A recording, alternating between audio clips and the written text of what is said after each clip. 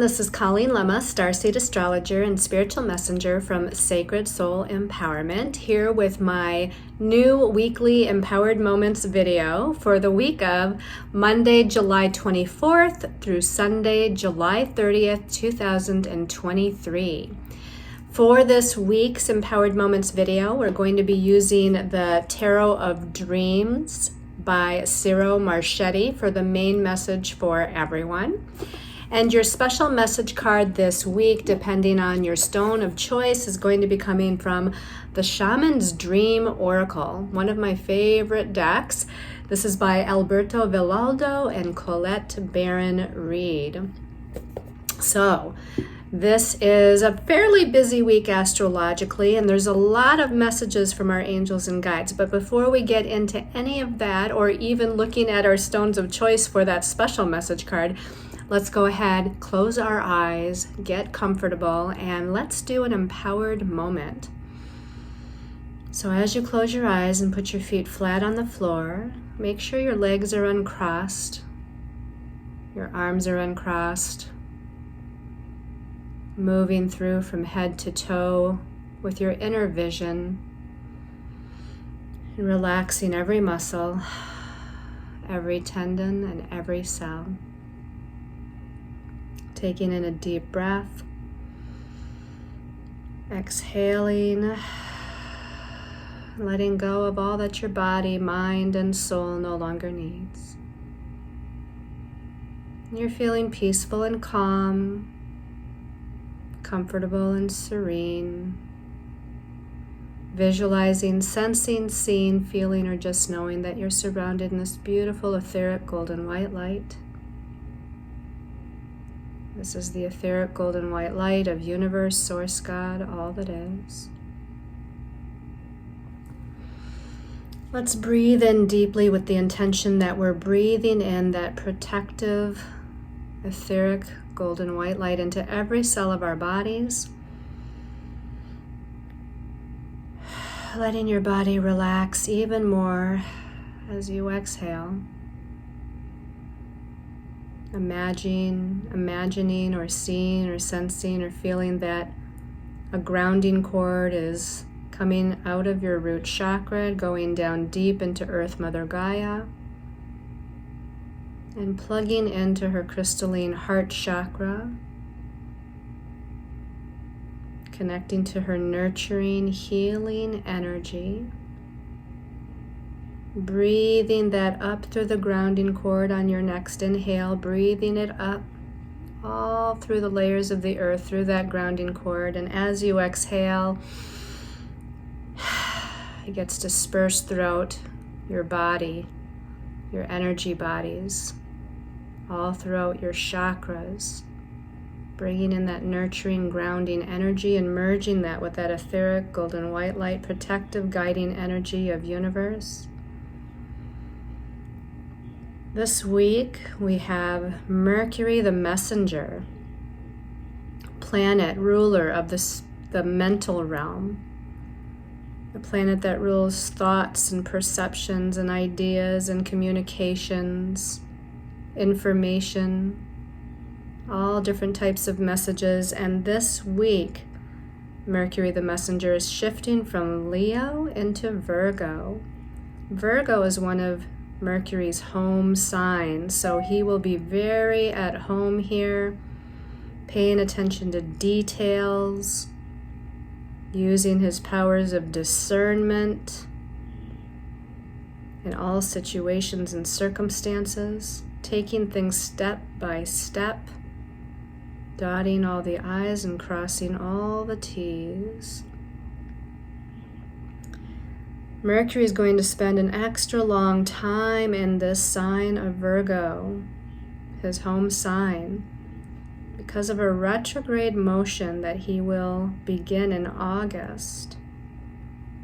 So rather than 3 to 4 weeks, he's going to spend more like 4 to 6 weeks in this detailed sign of the zodiac, this logical, analytical sign of the zodiac. So let's focus our attention and intention on what Mercury and Virgo can do for you in these next few weeks. What areas of your lives do you need to use better discernment or more discernment?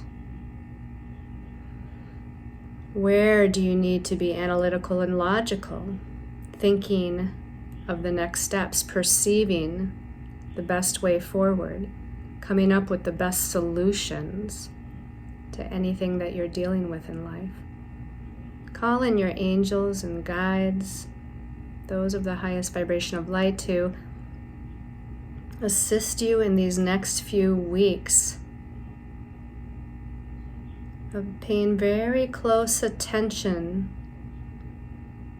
to those circumstances, situations, relationships, and even the energies within yourself. Dissecting and understanding objectively in order to make informed choices and decisions for your way forward. Let's breathe that intention deeply into every cell of your body.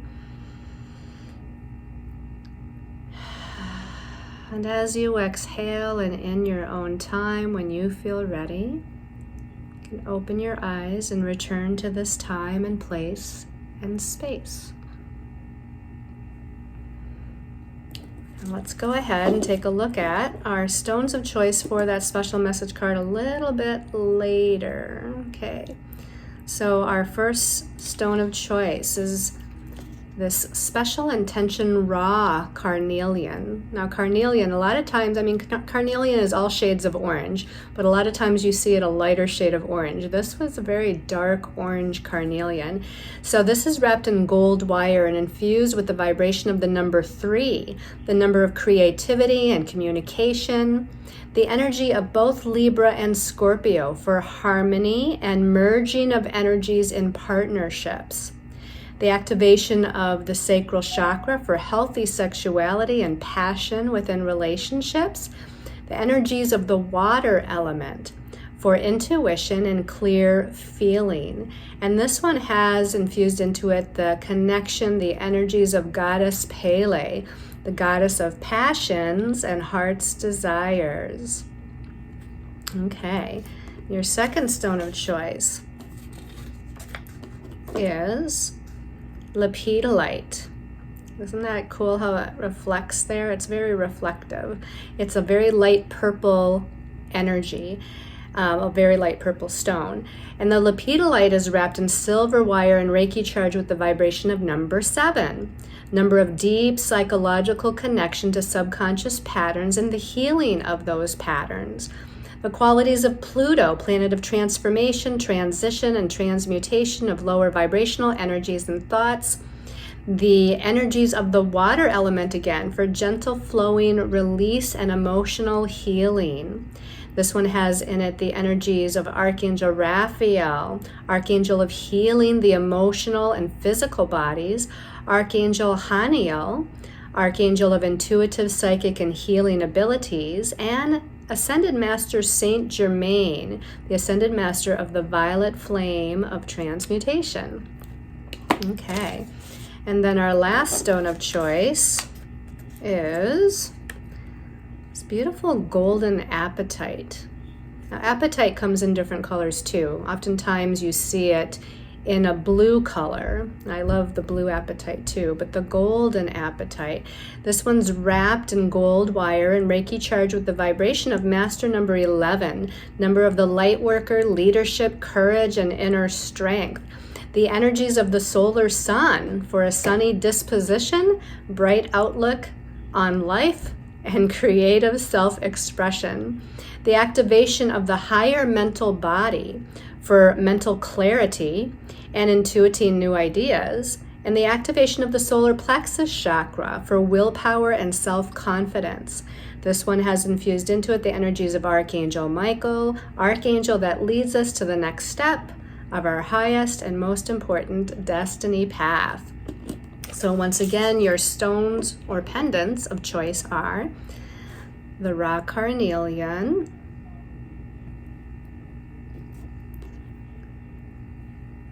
the reflective lavender-colored lepidolite, and the golden apatite. Okay, so as you think about that, let's talk about the astrology for the week.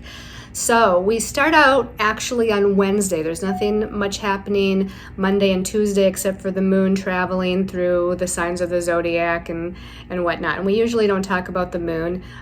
If you want to know what's happening on a daily basis, please go and connect with my Instagram or Facebook page. I do daily posts on the astrology of the day there. But on Wednesday, the 26th of July, we have Mercury the Messenger, which seems to be highlighted this week.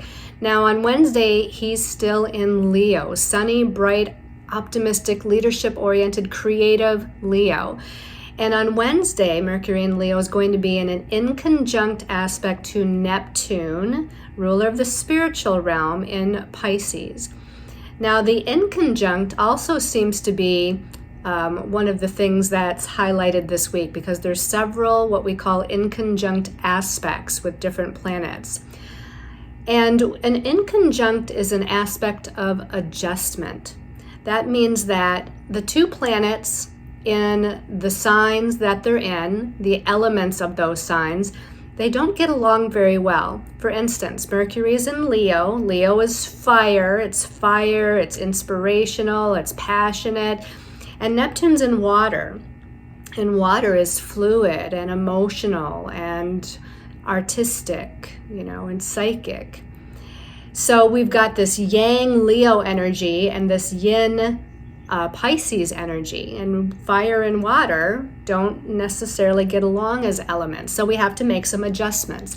We have to make some adjustments with our style of communication, how we're thinking and perceiving, the messages that we're sharing in our interactions with others, which in Leo wants to be, again, very take charge, very leadership oriented, very expressive, very bold, very confident. And with that inconjunct to Neptune in Pisces, which rules, again, the spiritual realm and the intuitive and the psychic and the creative, and sometimes it rules illusion and confusion and fantasy and things that are intangible and unseen, we have to make an adjustment here.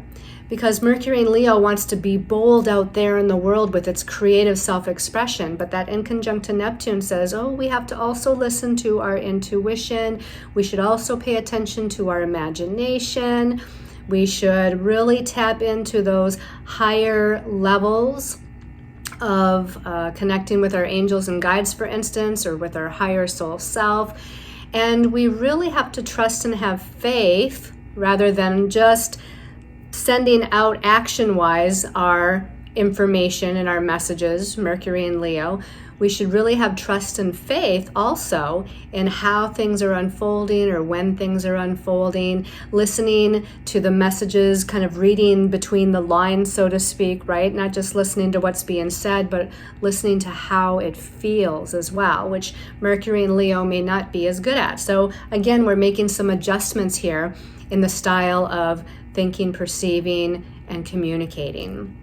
On Thursday, the 27th, Mercury is in Leo still, and it's connecting with Venus, planet of the divine feminine archetype, planet that rules love and relationships, personal resources like money and finances, values, what she values, who she values, as well as how she values herself, who's also in Leo, right? Now, Venus just went retrograde this past Saturday. She went retrograde at 28 degrees of Leo. She goes all the way back to 12 degrees of Leo before turning back to direct motion on September 3rd. So Venus retrograde right now in Leo is internalizing this energy of appreciation towards self. I'm going to take a drink of water here. The self-appreciation, the self-value, recognition of the self, right? It is about relationships too, but this is self-value.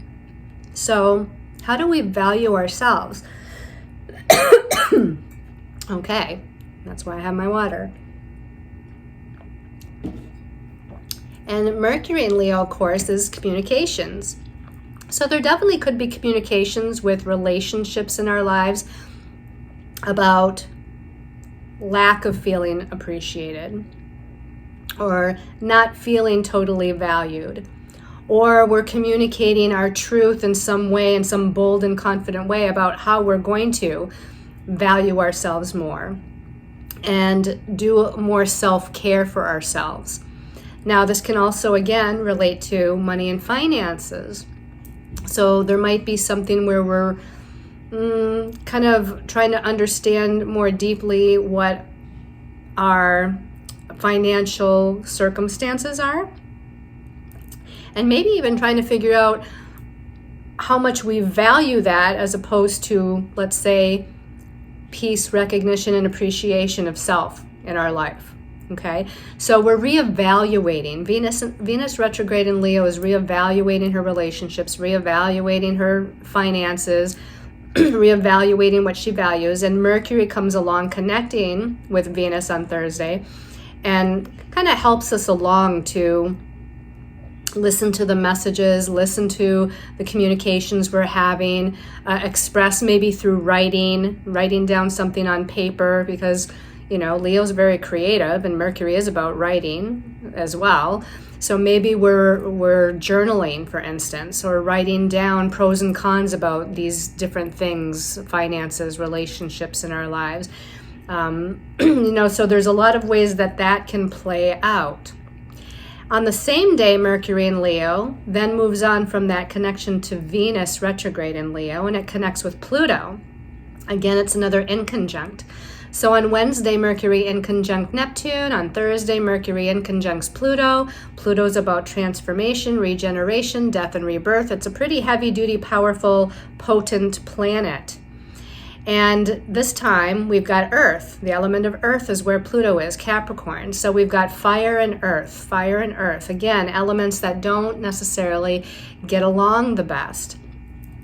But Capricorn can help to give us form, whereas that Leo energy just wants to be fiery and expressive.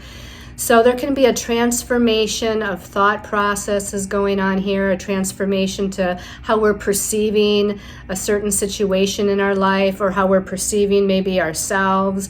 There could be maybe some power and control issues. An inconjunct isn't the biggest red flag for that, but there still could be, because Pluto does rule power and control, where again we need to make some adjustments with how we're relaying some sort of information, how we're communicating. Maybe if we pay a little bit more attention to the delivery, right, we might see like, oh, that was a little bit, maybe I was a little bit too aggressive or assertive with how I expressed that out there. So that can be happening on Thursday. On Friday the 28th, this is when Mercury moves into his home sign of Virgo, where he's going to be until October 4th. Now, Mercury will retrograde in Virgo August 23rd through September 15th. So again, it's going to be in Virgo an extra long time. And our meditation that we did pretty much described what Mercury in Virgo is about. It's more logical, it's more analytical, it's more objective, it's more detail-oriented, it's more discerning. Sometimes it can get into some perfectionistic thinking or almost sounding like there's judgmental communication, criticizing. Now, this is self-criticism, but it can pour out onto others to where it can feel like you're communicating with others in a more critical tone or snippety kind of way or whatever. So we just really have to pay attention. It's like there sometimes might be a fine line between logical and objective communication versus critical and judgmental communication. Now, there is a perfection thing going on with Mercury in Virgo. Again, that doesn't have to be negative. Like if you're doing some sort of paperwork, if you're redesigning a website, if you have to sign a contract and read through it first, you're going to pay very close attention to the details. And that's a good thing. But where it can spill out into, let's say, our relationships and become a little nitpicky, that's where it can have a little bit of challenge. Also on Friday the 28th, the sun, which is still in Leo, sun's our personality and how we shine our light out into the world. And right now it's in that confident, courageous Leo the lion who wants to be seen and appreciated and who's very creative and wants to express. But the sun in Leo is in an inconjunct. So here's the inconjunct again to Saturn and Pisces. Now Saturn rules karmic lessons, restrictions, limitations, feeling held back, insecurity, feelings of insecurity. It does rule structure and form and manifestation, but the inconjunct can be a difficult transit. So more than likely we might feel a little, I want to say, insecure. The sun, how we shine our light, our personality. We might be going through some insecurity issues here with the inconjunct to Saturn and Pisces. We might be feeling like our expression is restricted in some way, or again, we're just not as confident with expressing ourselves verbally or creatively with that inconjunct to Saturn. So again, we have to make some adjustments here.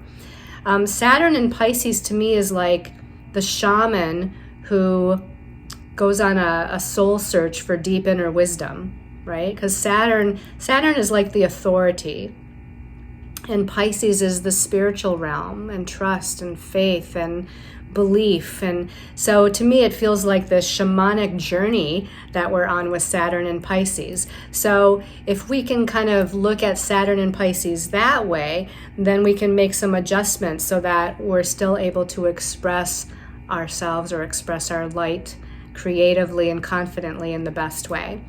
And then to end the week, to end the month actually, pretty much, on Sunday the 30th of July, we have Venus retrograde in Leo in conjunct Neptune. So here's another in conjunct, folks.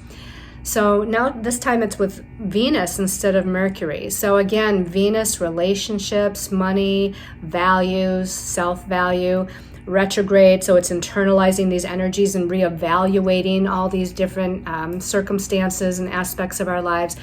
The inconjunct to Neptune can bring a little bit of confusion, a little bit of, am I seeing this right? Or am I wearing rose-colored glasses in this relationship or in this financial situation? I would say it's not a good time to like invest a lot of money necessarily. Like don't risk, don't do a risk-taking kind of thing with your money. If you're going to be making a big purchase, it depends on what it is and how much you're spending. But again, you don't want to just, if it's like your last few dollars, necessarily put it all towards something at this time. There's a little bit of usurpness going on with Neptune. Neptune sometimes can dissolve, what it touches. It deals with the intangible, and that's why it dissolves. So you don't want it to dissolve your money necessarily. And you want to have good communication in your relationships because you don't want that Neptunian thing to bring in dissolution of the relationships in your life. So, the other side of Neptune, fantasy, imagination, unconditional love, romance, and that's all good too. But just be aware of, again, in any situation, of wearing the rose-colored glasses for too long. Okay, so that's a little bit about what's going on astrologically. Now, with the messages from our angels and guides, as I was meditating and shuffling, cards were falling out and whatnot, it became evident early on to me that we were dealing with themes for the week. This happened not too long ago. I can't remember how many weeks ago it was, but we had like pairs of cards that was about themes for the week, not necessarily a progression of the energies of the week. So that's what we're going to be looking at right now. We're going to be looking at pairs of cards that deals with 3 different themes for this week to pay attention to.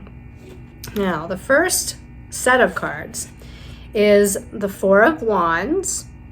And you can see here that the Four of Wands in this deck is ruled by Venus in Aries, okay?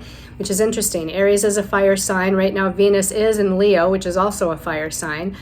And they're reminding me to also mention that this past week, we also had a nodal shift, right? The North Node went from Taurus into Aries. So there's that Aries energy. And the South Node went from Scorpio to Libra, and Libra is all about relationships, as is Venus. Venus, one of the ruling signs for Venus is Libra.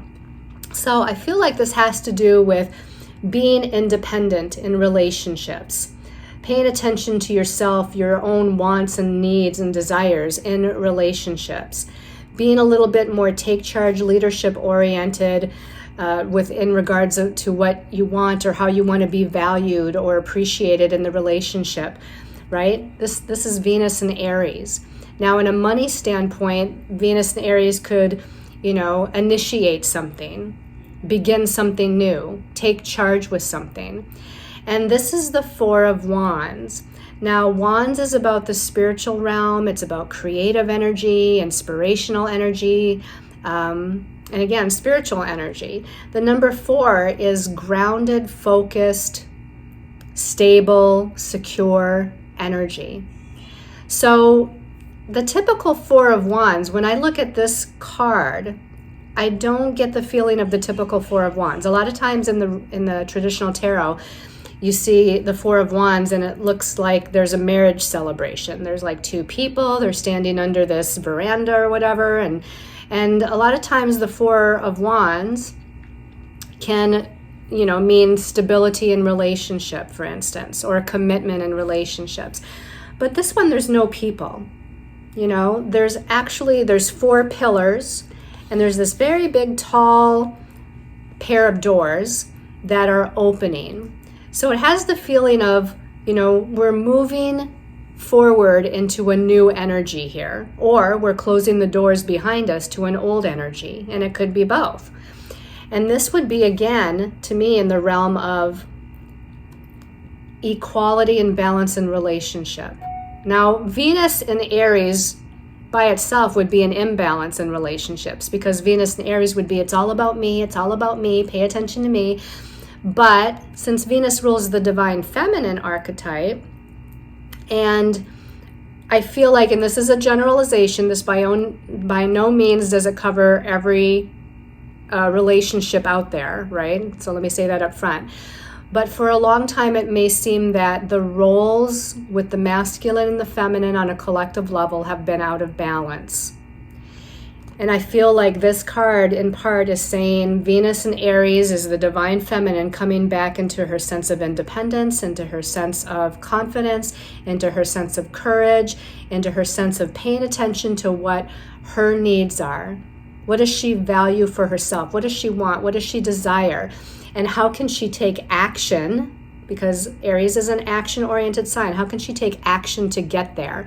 How can she bring forth the stability and security that she desires? How can she close the doors to the past and open a new set of doors to walk through for her future of creative inspiration, her future of commitment to herself, safety and security in her life, in relationship and in finances.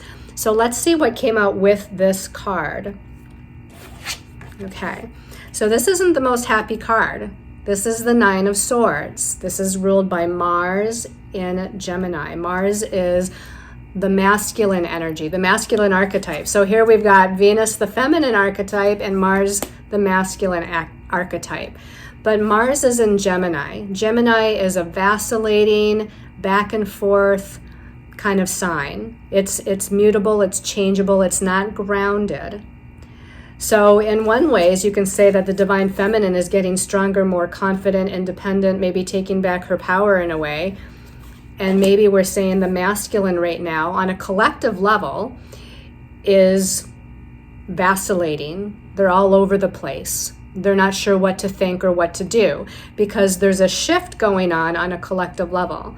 Now, on a personal level, if there's something going on in your relationships, this Nine of Swords, and you can see the picture there, this is about the mind. This is about how you're thinking and perceiving and what's going on with communications coming up. And this is a challenging card. This can be like seeing the worst of something, having lots of anxiety, feeling fearful, things like that. The thing we have to remember with the fear, anxiety, and all these energies of the Nine of Swords is that It's on a mental body level. It doesn't necessarily mean it's our reality. The pentacle suit, the suit of discs or earth or pentacles, is 3D reality. This is the mental realm, which our mind can sometimes play tricks on us, can cause us anxiety, nervous tension. Sometimes our mind goes into the worst case scenario. And this is what this card is about. It doesn't necessarily mean it's reality. Mars and Gemini, in regards to what we're speaking of, this could be like, I want to take action, but I don't know which way to go. Gemini is always looking at pros and cons and this and that direction, this choice, that choice, and being very confused by it and changing, shifting directions. First they think they're going to go this way, and then it's like, no, they're going to go that way. This is a very ungrounded energy. So this can be that your thoughts, again, your perceptions are just vacillating all over the place. There's a little bit of an aggressive energy with that because it's Mars, right?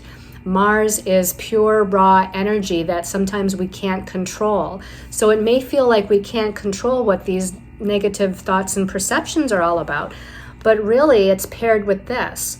Really, it's about the divine feminine coming into her strength, her confidence, her self-assuredness, and knowing that she wants to walk through this new set of doors into something new, a new, inspiring, creative, fiery, passionate, spiritual energy. She wants to feel safe and secure. But right now, we might be going through some of this. So how do we make sure that we don't stay in this? Focus on Venus and Aries.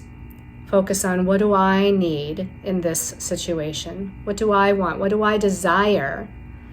And that's the first step towards moving towards it, right? Is to figure out what it is that you really do want.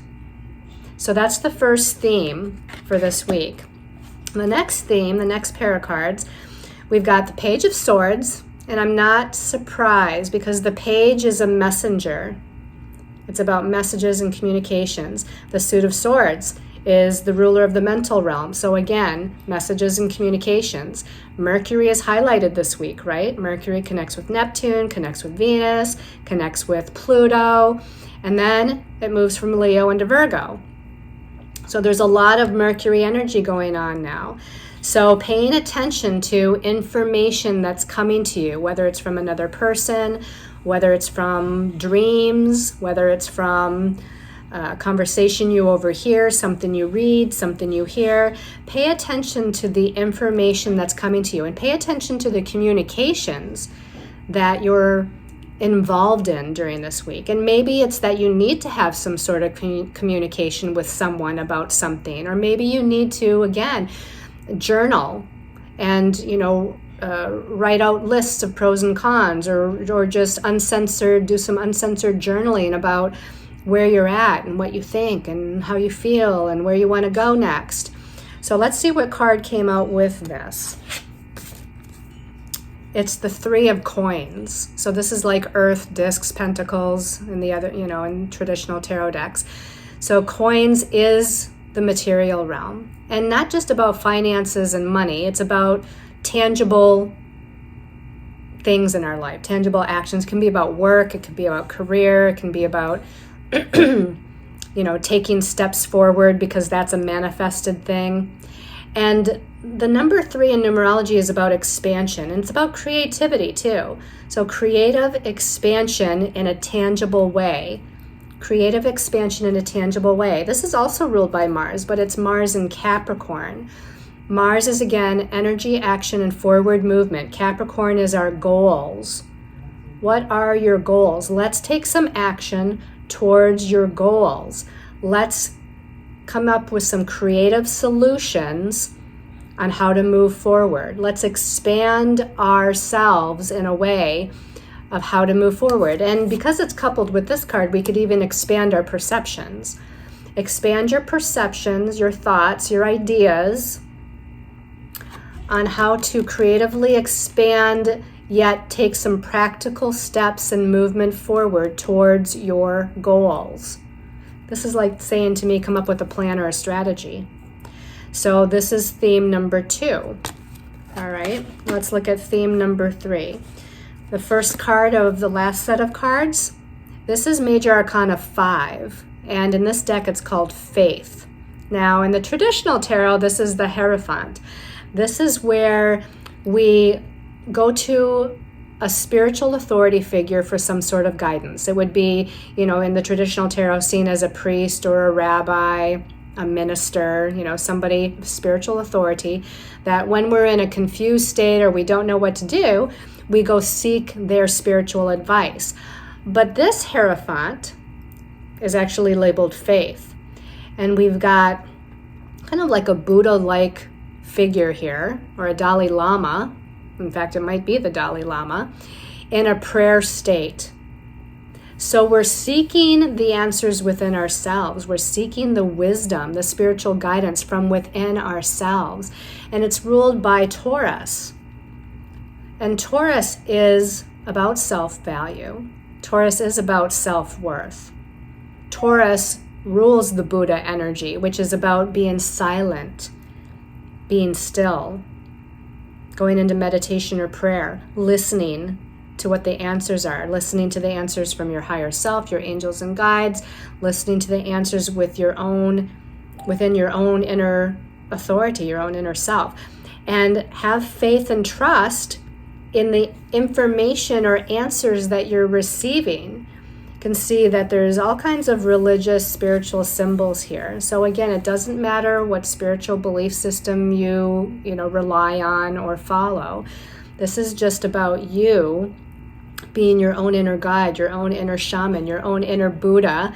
And again, having the faith and trust that in silence and in stillness, you're going to come upon the answers that you're seeking about how to do this, to move forward through those doors and to release the anxiety, and how to come up with a solid plan or strategy as far as taking actions towards your goals. But let's see what card came out with this.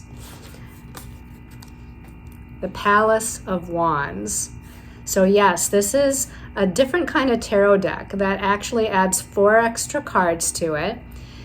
The palaces. The palaces of wands, coins, cups, and swords. Now, the Palace of Wands, the wand suit, is again that creative spiritual inspiration. It's the vision, right? It's that creative spiritual energy and vision for the big picture. That's what I feel like when I look at the palace cards. The palace is like the big grand vision, the big grand picture of what you want, desire, what you're, working towards in your life, whether that be monetarily, whether that be career-wise, whether that be relationship-wise, it doesn't matter. But this is the large spiritual vision that you want to create. And here, the Faith card is saying, have faith in this. Have faith that this is real. Have faith that you can attain this. Have faith that you can manifest this big creative vision for yourself. Seek the answers within yourself and listen to your own inner intuition as far as the next steps to take to get there. So this is the third theme. Okay, so let's go ahead and see what message your special message is, depending on your stone of choice. So that first stone of choice was the carnelian. So special message for the raw carnelian people for this week. Raw carnelian. This one's actually calling my attention.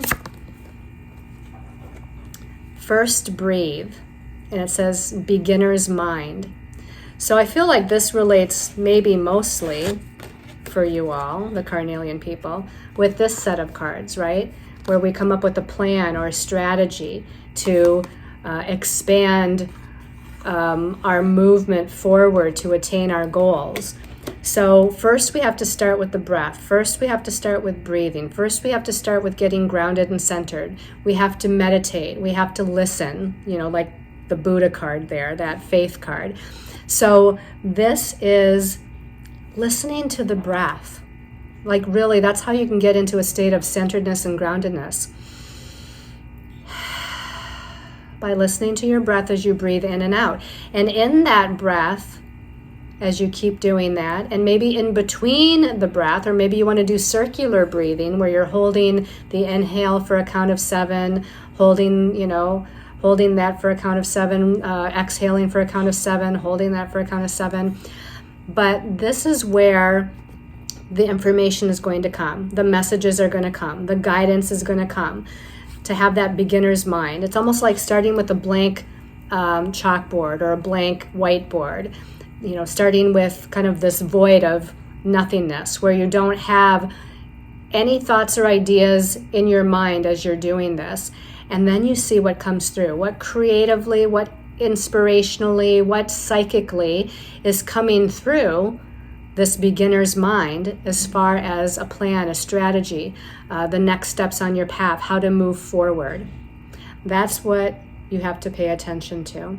Now, there's something about planetary energies here, because they're showing a bunch of planets. So you might want to get an astrological reading, for instance, or if you know your own chart, take a look at it, see what transits are going on, and see what's being tapped into, or what's being set off, if you will, in your chart, what's being initiated in your chart. Okay? All right, for those of you that chose the lepidolite people, special message for lepidolite. This one's calling my attention as I open my eyes right here. Eyes of the eagle. Eyes of the eagle, it says rising above the fray. So eagles have awesome 20/20 vision. So this is about seeing something clearly and seeing something from all perspectives and all angles. Eagles fly high in the sky. So again, looking at things from a different vantage point, a higher spiritual perspective. Why is this happening? Why is this going on? What's the spiritual lesson? What am I to be learning? How do I, react or proceed or communicate with what's going on? Looking at something very closely, look at this magnifying glass over the eagle's eye, right? And Mercury is going into Virgo on Friday. So let's pay attention closely to the details of what's happening. Let's take a deeper look or an expanded look at what's happening here. So eyes of the eagle rising above the fray. And rise above too. Rise above any conflict. Rise above any challenge. Again, see it all as a spiritual lesson. What am I supposed to learn in all of this? How do I shift my perspective, or how do I shift my actions or reactions in order to better maneuver this energy, or to better move forward towards my goal or my vision? I also think this is about, seeing the higher vision of your life. Okay. Okay, and then for those of you that chose the golden appetite. Golden appetite, special message. I keep wanting to, like this one wants to come out right here. Skybridge, possibility for union. So to me, this is possibility for union with the divine, possibility for union with your higher soul self. Possibility for union with your divine masculine and your divine feminine. This could be union between you and another, right? But this has the feeling of, to me, being a little bit more spiritual. There's also this metaphoric feeling of taking steps higher and further on your path. Like let's take the next step forward, but also let's take the next step higher, right? Towards this expression. It's kind of going up there towards the sun, right? And the sun is how I express my light, how I shine my light, how I creatively express, how I feel joyful and positive, how I attain success and recognition. So we're taking these steps forward and upward towards those energies. This also has a feeling of like paying attention to your dreams and even your daydreams, and maybe astral traveling if you do that. Because you're bridging. It's like you're bridging between this dimension and a higher dimension.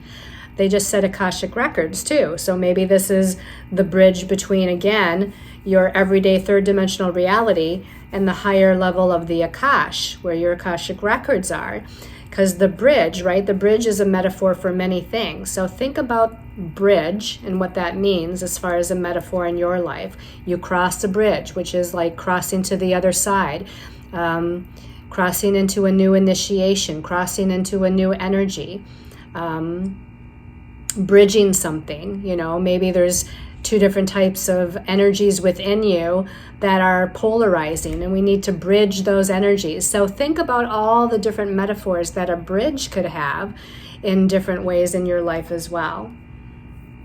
Possibility, you know, I just focus on that word by itself, and I feel like the more you tune into this higher energy, the higher soul self, you know, your fifth dimensional light body, the more possibilities will show up in your life, potentials and possibilities, right? If you feel stuck, you want the universe to present you with potentials and possibilities. I can just hear some of you saying, I just want one answer. Well, you know, maybe you'll get one answer too, but it's not bad to have potentials and possibilities offered to you, because our lives are all about free will choice, right? And it's about discovery. It's about self-discovery, soul discovery, and through that free will choice and having these potentials and possibilities, we get to experience. And that's what part of that is about too. All right, everybody, I hope you've all enjoyed this weekly Empowered Moments video. If you're here to the end, don't forget that pretty soon we're going to have an August Empowered Moments monthly video for you to watch. So be on the lookout for that. Until next week or next month, I send you lots of love and light and many, many blessings. Namaste, everyone.